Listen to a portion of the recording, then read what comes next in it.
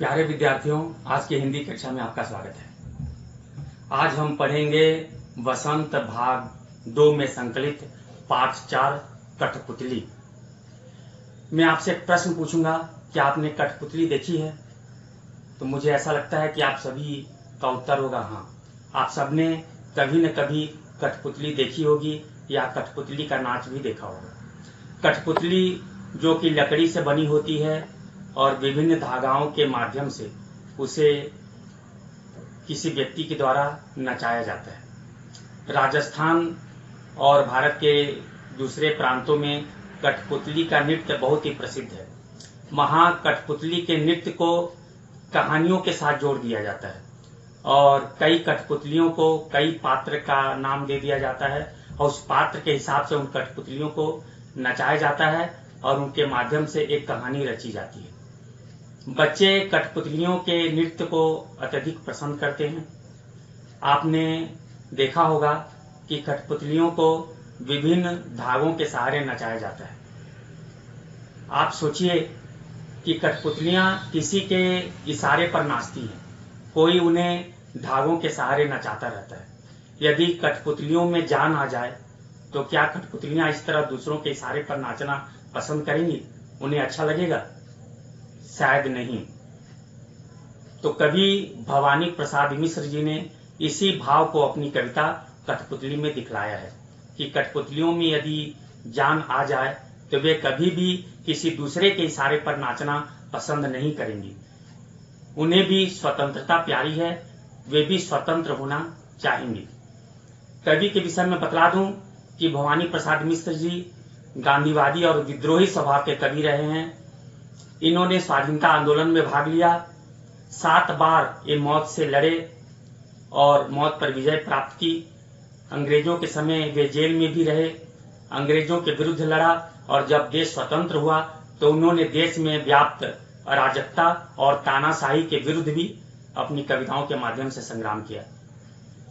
जब देश में आपातकाल लागू था तब इन्होंने नियम पूर्वक सुबह, दोपहर और शाम 3 बेलों में कविताएं लिखी। इनकी ये कविताएं त्रिकाल संध्या नाम से प्रसिद्ध हुई और त्रिकाल संध्या नामक पुस्तक में संकलित हुई। तो यहाँ हम पढ़ेंगे भवानी प्रसाद मिश्र जी की कविता कठपुतली। कठपुतली गुस्से से उबली, बोली ये धागे क्यों हैं मेरे पीछे आगे। एक कठपुतली देखती है कि वह विभिन्न धागाओं से बंधी हुई है और कोई उन धागाओं के सहारे उसे नचा रहा है। तब वह कठपुतली गुस्सा हो गई और बोली कि ये धागे क्यों मेरे आगे पीछे हैं, मैं क्यों धागों से बंधी हुई हूं, मैं क्यों किसी दूसरे के इशारे पर नाच रही हूं। इन्हें तोड़ दो, मुझे मेरे पांव पर छोड़ दो। कठपुतली कहती है कि इन धागों को तोड़ दो और मुझे मेरे पांव पर छोड़ दो, यानी मुझे स्वतंत्र कर दो, आजाद कर दो। मैं किसी के सहारे नाचना नहीं चाहती, मैं किसी के इशारे पर इस तरह से काम करना नहीं चाहती, मैं पराधीन होकर रहना नहीं चाहती, मैं स्वतंत्र होना चाहती हूँ, आजाद होना चाहती हूँ। इसलिए इन धागों को तोड़ो और मुझे मेरे पांव पर छोड़ दो, यानी मुझे स्वतंत्र कर दो, मुझे आजाद कर दो, जिससे मैं अपने मन मुताबिक कार्य कर सकूं।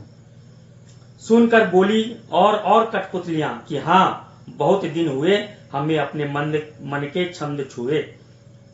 जैसे ही पहली कठपुतली बोलती है कि इन धागों को तोड़ दो, मुझे अपने पैरों पर छोड़ दो, यानी स्वतंत्र कर दो, तो उसकी बातें सुनकर और भी कठपुतलियां खुश हो जाती हैं और कहती हैं कि सही बात है, हमें स्वतंत्र होना चाहिए।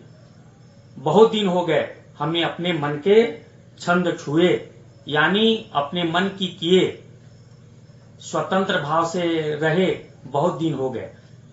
हमारे मन में अब उल्लास नहीं है, हमारे मन में आनंद नहीं है, क्योंकि हम परतंत्र हैं, हम किसी और के सहारे नाच रही हैं, किसी और के इशारे पर नाच रही हैं। इसलिए हमें इस बंधन को तोड़ना है। दूसरे के इशारे पर नाचने से अच्छा है कि हम स्वतंत्र होकर अपने हिसाब से काम करें।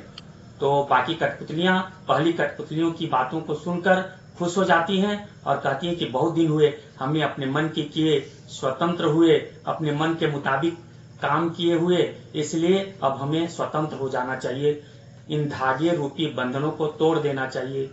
दूसरों के इशारे पर नाचने का यह जो अभिशाप है उसे हमें समाप्त कर देना चाहिए और हमें स्वतंत्र हो जाना चाहिए। मगर पहली कठपुतली सोचने लगी, एक ऐसी इच्छा मेरे मन में जगी। जैसे ही पहली कठपुतली कहती है कि इन धागों को तोड़ जो जिनसे मैं बंधी हुई हूं, तो उसकी बात को सुनकर दूसरी कठपुतलियां खुश हो जाती हैं और कहती है हाँ सही बात है, हमें स्वतंत्र हो जाना चाहिए।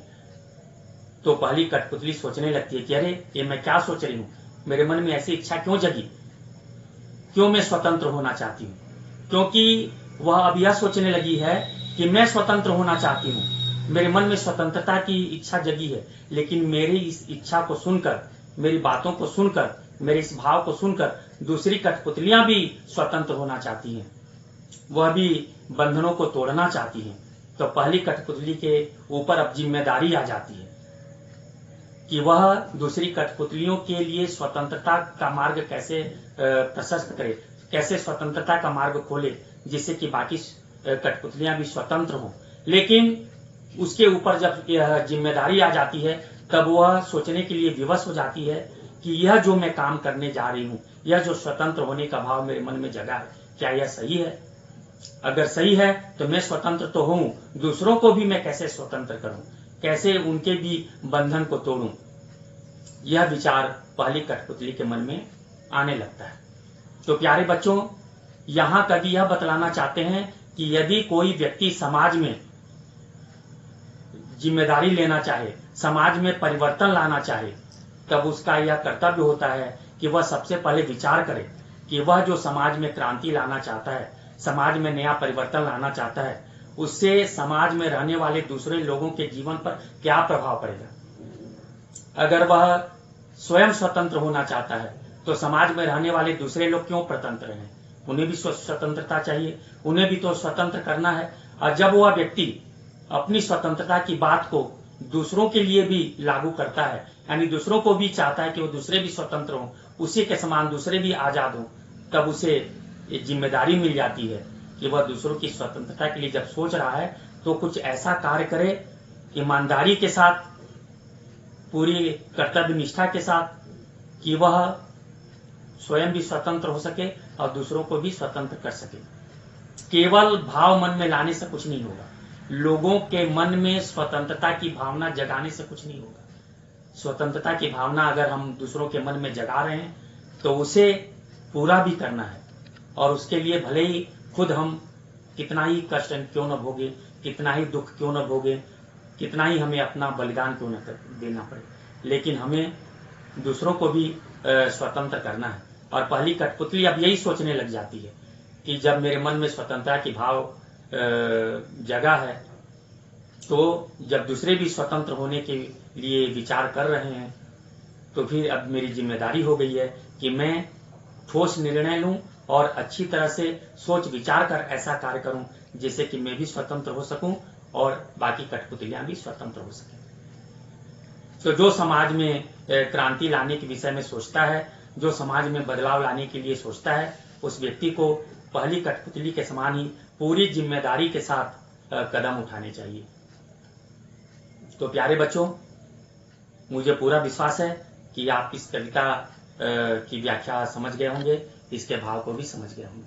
अब इससे संबंधित जो भी प्रश्न पूछे जाएंगे आप उनका उचित जवाब दे सकते हैं, ऐसा मुझे पूरा विश्वास है। धन्यवाद।